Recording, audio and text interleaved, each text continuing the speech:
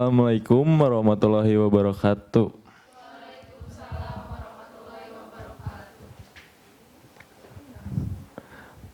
Perkenalkan, nama saya Fadel Ibrahim. Di sini saya akan berceramah tentang sedekah. Nah, di sini sedekah adalah pemberian seorang muslim kepada orang lain secara ikhlas tanpa dibatasi oleh waktu dan jumlah tertentu. Sedekah tidak berarti mengeluarkan atau menyumbangkan harta, namun mencakup segala amal atau perbuatan baik. Sedekah bisa ditujukan kepada siapa saja sepanjang tujuannya baik dan mengharapkan ridhonya hanya kepada Allah Subhanahu wa taala.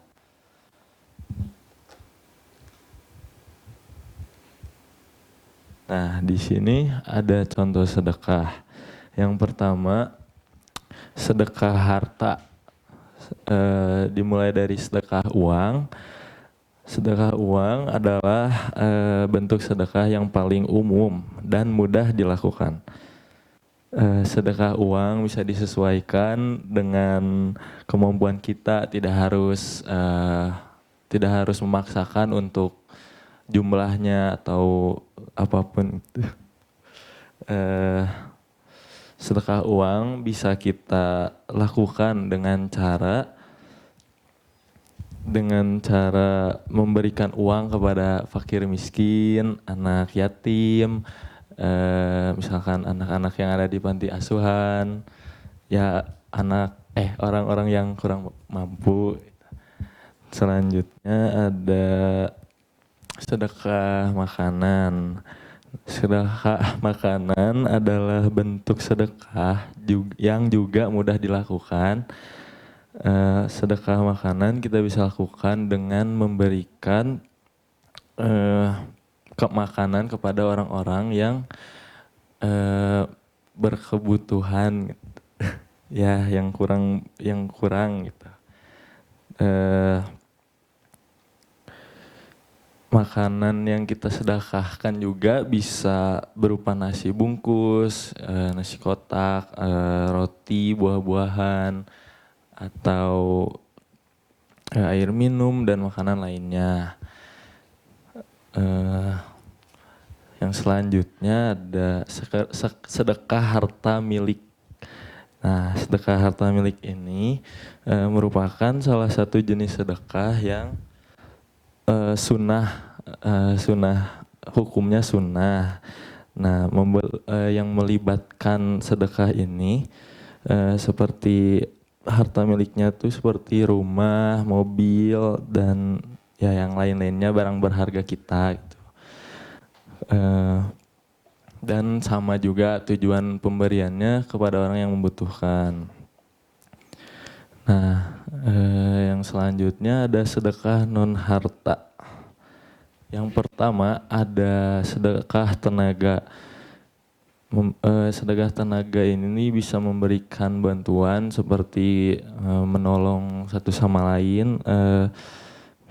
Misalkan ada gotong royong atau gimana, misalkan membersihkan sampah juga bisa, itu contoh salah satunya. Yang selanjutnya ada sedekah ilmu. Nah, sedekah ilmu ini biasanya seperti kita membagi ilmu-ilmu yang sudah kita pelajari kepada misalkan misalkan kita kepada anak-anak kecil, misalkan kan mungkin kita sudah berpengalaman mungkin ya. Nah, kita bisa membagi ilmu kita kepada anak-anak kecil, anak-anak misalkan yang ada di pesantren atau yang kayak gitu.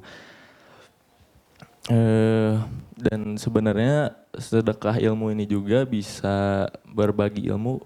Contohnya seperti ini, kayak melalui media ya media ini. Selanjutnya ada sedekah senyum. Nah, ini coba dari kalian ada yang tahu nggak? Ya, tahu kan maksudnya kalau senyum itu adalah ya. Nah, sedekah senyum ini eh, juga kayak bisa juga disebut memberi ucapan terima kasih atau memberikan semangat kepada orang lain. Nah, selanjutnya, nah di sini ada ayat Al-Quran ya, salah satu hadis tentang sedekah, yaitu fazalikal lazi yadu'ul yatim, yaitu orang-orang yang menghardik anak yatim dan orang yang enggan memberi makan orang miskin. Nah, ini tuh ada di surat Al-Maun ayat 2 dan 3. Nah, selanjutnya. Ini yang selanjutnya. Janganlah engkau menyimpan harta tanpa menyedekahkannya. Nah, maka Allah akan menahan rezeki untukmu. Ini hadis riwayat Bukhari. Selanjutnya, nah ini ada beberapa keutamaan sedekah.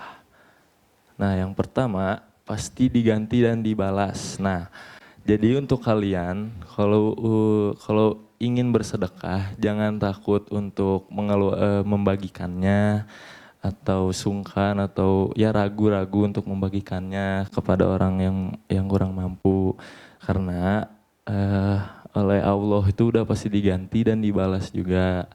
Nah, yang kedua udah pasti juga gitu dilipat gandakan oleh Allah Subhanahu wa taala. Amin. Amin. Nah, selanjutnya yang ketiga juga yang pastinya juga gitu udah pasti diberkahi oleh Allah Subhanahu wa taala. Nah, yang keempat ini juga bisa menjadi obat bagi orang yang sakit.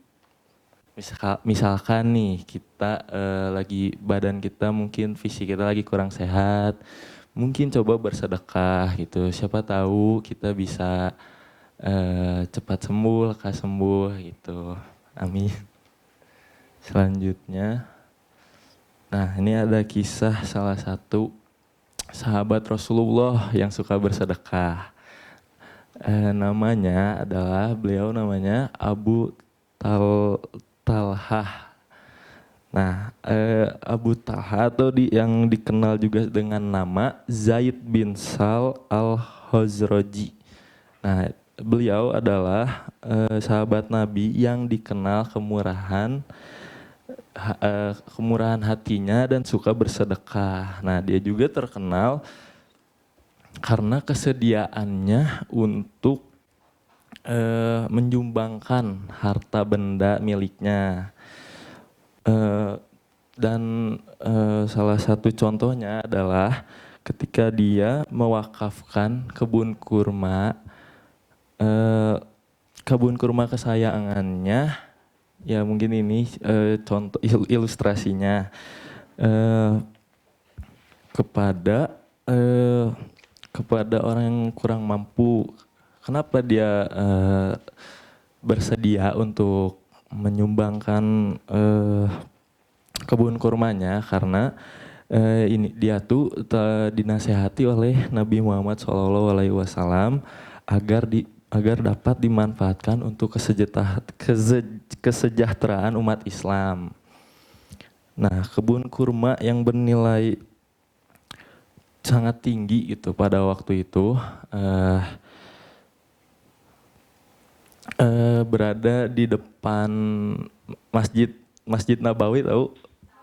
Ya, berada di depan itu. Dan sekarang telah dimanfaatkan untuk kepentingan umat Islam.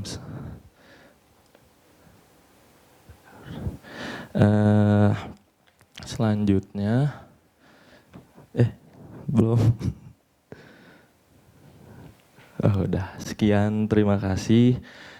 Jazakumullah khairan katsiran. Assalamualaikum warahmatullahi wabarakatuh.